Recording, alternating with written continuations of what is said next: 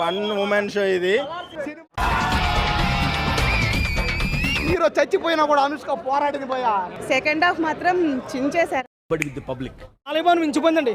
ఒక mass hero cinema చూస్తున్నట్టు అనిపిస్తే సెకండ్ హాఫ్ అయితే మాత్రం షేక్ షేక్ షేక్ ఆడిస్తాను రా.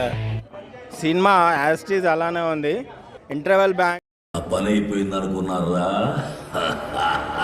సినిమా వన్ మ్యాన్ షో అంటారు కదా మనం సినిమా చూసిన తర్వాత. ఇది వన్ ఉమెన్ షో. ఇదేంటైతే అరే నీ అబ్బా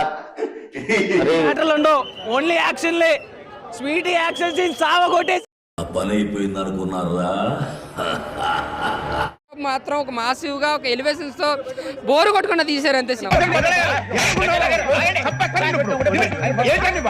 తెలుసుకుంటే వీకెస్ట్ వర్క్ అంటే ఘాటి అని చెప్పొచ్చు. ఇట్లా అయిపోయావు.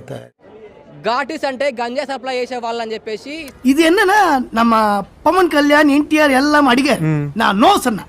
సప్లై చేయాలి, లిక్విడ్ రూపంలో కూడా గంజా సప్లై చేయొచ్చు అని చెప్పేసి ఆ గాడ్స్ అన్ని బాగున్నాయి, బాగా చూపించారు. కొన్ని కెమెరా యాంగిల్ చాలా బాగున్నాయి. బట్ சூப்பர் ஐயா. కూడా అనుష్క పోరాడింది పోయా. ఇది సూపర్. ఒక ఆడపిల్ల అనుష్కని ఇన్స్పిరేషన్ గా తీసుకోండి. అనుష్కలా డైలాగ్ మారా మావా అద్దర కొట్టే ఇన్స్పిరేషన్ గా తీసుకోండి. అనుష్కలా పోరాటాలు చేయండి.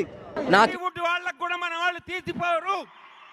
ఛాలెంజ్ చిన్నపిల్లలకు పెద్ద పిల్లలకు అనేది మన తెలుగు రాష్ట్రాలలో గంజా ఎక్కడ ఉండదు అనేది సినిమా తప్పదు సాబ్. సెకండ్ హాఫ్ మాత్రం చించేశారండి అనుష్క. పోలీస్ ఆఫీసర్ క్యారెక్టర్ ఇచ్చారు, అమేజింగ్ ఉంటుంది.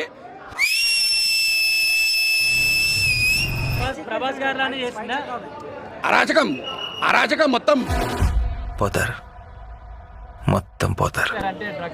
డ్రగ్స్ గురించి ఇచ్చారండి. ఓవర్ మూవీ బాగుందండి.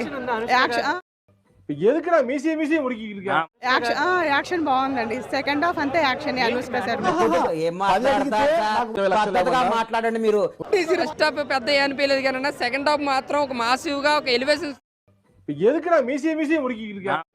ఈ సినిమా చెప్తున్నా ఘాటీస్ అంటే ఏంటంటే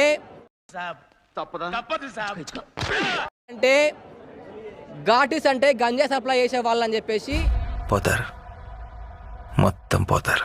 చనిపోతాడు. సెకండ్ హాఫ్ లో ఈ మొత్తము సినిమా మొత్తం ఏంటి మమ్మీ ఎవడు యాక్సిడెంట్ అయినప్పుడు గంజాయి తాగితే తగ్గుతుందా? అట్లా ఉంది. పోతారు, మొత్తం పోతారు. వాళ్ళు గంజాయి తినడం వల్ల బలం వస్తుంది, అవన్నీ వస్తున్నాయి అని. ఇదేంటైతే అరే నీ అబ్బా